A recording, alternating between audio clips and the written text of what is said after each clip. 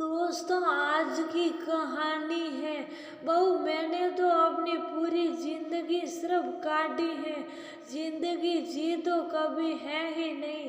दोस्तों, कहानी शुरू करने से पहले अगर आपने हमारे चैनल को अभी तक सब्सक्राइब नहीं किया हो तो कर लीजिए, ताकि आपके पास पहुंचे हर नया वीडियो। 9:15 बज गए हैं, अभी तक तुम्हारा टिफिन पैक नहीं हुआ। मैं सलाह सातनू ने देर होने से मानसी पर गुस्सा होते हुए कहा, अरे सातनू, रुको तो 1 मिनट, बस हो ही गया है। मानसी ने अपने काम की स्पीड बढ़ा दी, जल्दी जल्दी टिफिन पैक किया और दौड़कर बाहर गई। तुरंत ही सातनू स्कूटी स्टार्ट कर ऑफिस के लिए निकल चुका था। सातनू, आवाज देती मानसी। इससे पहले ही वह आंखों से ओझल हो गया। टिफिन हाथ में पकड़े मानसी की आंखों में आंसू आ गए। इतनी मेहनत से पनीर पराठा बनाया था, ये ना स्पेशल बनाने के चक्कर में ही सब गड़बड़ हो जाता है। मुझे भी सुबह और जल्दी उठना चाहिए था। खुद को दोषी मानसी हुई। मानसी जैसे अंदर आई, सासू माँ रूपाली को समझते देर न लगी कि आज बहू का मूड ऑफ है, और वो भी क्यों ना पतिदेव जो बिना टिफिन लिए गुस्सा करके चले गए हैं। रूपाली ने मानसी को पास बुलाया और प्यार से समझाया, देखो बहू, कभी कभी ऐसा हो जाता है, पर इसके लिए सिर्फ तुम जिम्मेदार हो, ऐसा नहीं है। रात में देर से सोना और सवेरे जल्दी ना उठना, ये सब बातें भी तो जिम्मेदारी का कारण है। फिर हमेशा खुद को दोषी ठहराना ठीक नहीं होता बेटा। वो क्या है ना मानसी, कभी कभी हम औरतें अपनी परिस्थितियों के लिए खुद को ही जिम्मेदार मान लेते हैं। अब तुम दिन भर यही सोचती रहोगी, सातनू क्या खाएंगे, मैं जल्दी क्यों नहीं उठी, वगैरह वगैरह। अब जो हो गया वो हो गया। शाम को अच्छा था उसके पसंद का नाश्ता बनाकर रखना, देखना कैसे खुश हो जाएगा सातनू। और हाँ, वो आज ऑफिस वालों के साथ मैनेज कर लेगा, सब आपस में मिल बांट कर ही तो टिफिन खाते हैं। रूपाली ने मानसी का मूड ठीक करने की कोशिश में तमाम बातें कह डाली, फिर अंत में मुस्कुराते हुए ये भी कहा, उसके गाड़ी के डिक्की में मैंने कुछ स्नैक्स रख दिए हैं, तुम चिंता ना करो, मैं माँ उसकी। मैंने देखा तुम दोनों आनन फानन में काम बिगाड़ रहे हो, तो मैंने धीरे से डिब्बे में स्नैक्स भरकर रख दिया। थैंक गॉड मम्मी, आप कितनी अच्छी हैं, कहते हुए मानसी ने कटार्थ भरी नजरों से रूपाली की ओर देखा।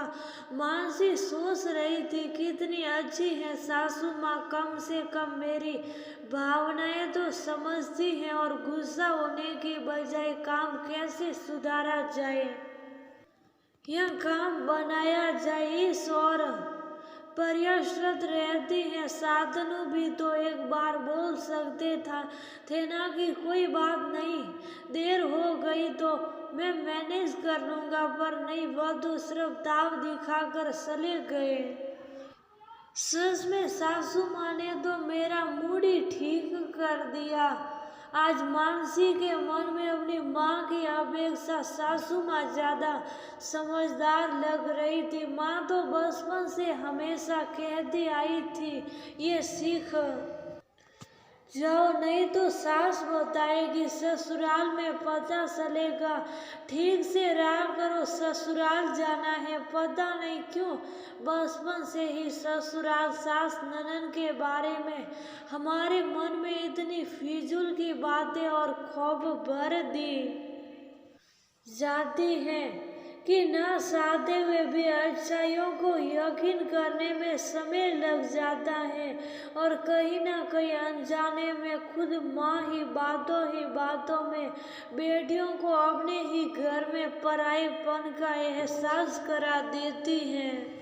समझदार व गुणगान बनाना आवश्यक है, पर समझाने की प्रक्रिया में भी समझदारी होना और भी आवश्यक है। हमेशा ससुराल जाना है या दूसरों के घर जाना है, ये एहसास दिलाना आवश्यक नहीं होता। सच्चाई या वास्तविकता बताने की भी कला होनी चाहिए। स्त्री पहले माँ बनती है, बाद में ही वो सास बन पाती है, तो कहीं ना कहीं सास में भी माँ का दिल तो होता ही है।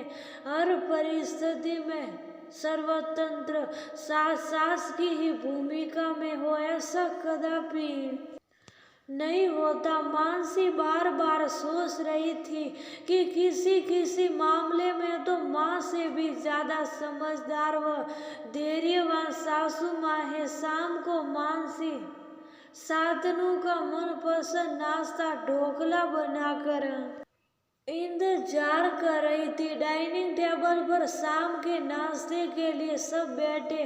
रूपाली ने मानसी से कहा, आज तुमने काफी मेहनत की है, मैं जानती हूँ।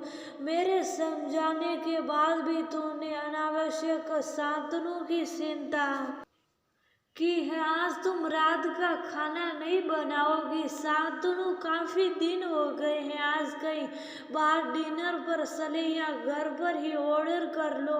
ये सब तुम और मानसी आपस में तय कर लो। रूपाली ने शांतनु से अपनी बनाई हुई प्लानिंग बताई। वाह मम्मी वाह, आप कैसी सास है, आपको मानसी की पड़ी है और मेरी बिल्कुल चिंता नहीं है। उसकी तो बिल्कुल गलती आपको नहीं दिखती। क्या जादू कर दिया है उसने आप पर। शांतनु ने मुंह बनाते हुए मम्मी से कहा, देखो बेटा, आज मैं भी कुछ बातें तुम सबके सामने स्पष्ट रूप से कहना चाहती हूँ। हर परिवार में ये सब समस्याएं या इससे भी बड़ी समस्याएं आते जाते रहती हैं, पर हम उन्हें दिल से लगाकर बैठेंगे तो अपनी खुशी सभी ही खत्म करने के जिम्मेदार होंगे। मैं नहीं चाहती जिंदगी में जो गलती मैंने की है वही मेरी बहू भी करे। आरस्य से शांतनु और उसके पापा वेद प्रकाश जी रूपाली का मुंह देखने लगे। हाँ, मैं बिल्कुल ठीक कह रही हूँ। मैंने तो अपनी पूरी जिंदगी सिर्फ परवाह करने, प्यार करने, तुम सबकी जरूरतें पूरा करने, यहाँ तक कि तुम सबकी एक एक खुशी का ध्यान रखने में ही बिता दिया। मैंने तो अपने बारे में कभी सोचा ही नहीं कि मुझे क्या चाहिए, मेरी खुशी के मायने क्या है। मैंने तो इन सभी चीज़ों को अपना कर्म, अपनी किस्मत, यही सब कुछ मान लिया। ये भी सच है कि तुम सबकी खुशी में ही मेरी खुशी है, पर काश ऐसा तुम सब भी सोच पाते। मैंने तो अपनी पूरी जिंदगी सिर्फ काटी है, जिंदगी जिया तो है ही नहीं। और मैं चाहती हूँ मेरी बहू जिंदगी काटे नहीं, खुलकर जिए। देखो क्या है ना बेटा, खुशियाँ हमारे चारों ओर बाएं फैलाए हुए हमारा इंतजार करती रहती हैं। हमें उन्हें लेना आना भी चाहिए। हमें उन खुशियों को दरकिनार नहीं बल्कि आगोश में भर लेना सही है। ये रोजमर्रा की छोटी छोटी खुशी होती है ना, ये ही हमारे लिए बहुत मायने रखती हैं। कहीं ऐसा ना हो मिथ्या ही हम किसी बड़े खुशी के लिए इन छोटे छोटे खुशनुमा माहौल से खुद को दूर करते रहे। तुम्हारी मम्मी बिल्कुल ठीक कह रही है साधनु। शायद मैं भी तुम्हारी तरह ही था। कभी रूपाली की साथ के बारे में सोचना जरूरी नहीं समझा था। अब मम्मी ने अपने जीवन के बीते अनुभव हम सबके सामने साझा कर दिया है। अब तुम दोनों की मर्जी। हमारे जीवन से कुछ सीखना चाहते हो या वही जिंदगी दोहराना चाहते हो? साधनु, तुमने मम्मी जी से पूछा था ना कि आप कैसी सास हो माँ?